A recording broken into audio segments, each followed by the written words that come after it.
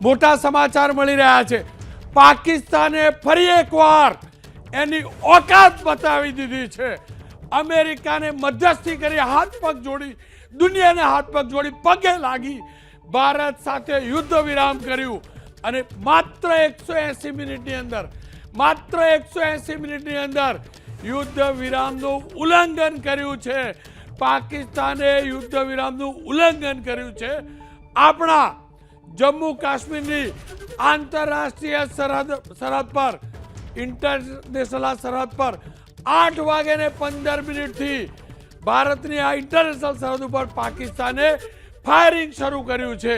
જો કે બીએસએફ જડબાતોડ જવાબ પાકિસ્તાને આપી રહ્યું છે. પણ ફરી એકવાર કહીશ, આ જ કાર્યક્રમના પહેલા ભાગની અંદર મેં કહ્યું હતું, પૂંછડી વાંકી હોય એ વાંકી જ રહે.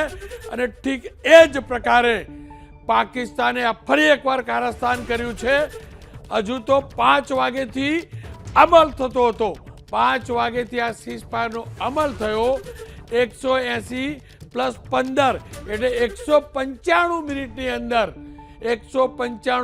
અંદર આજ પાકિસ્તાન તરફથી ફાયરિંગ શરૂ થયું છે.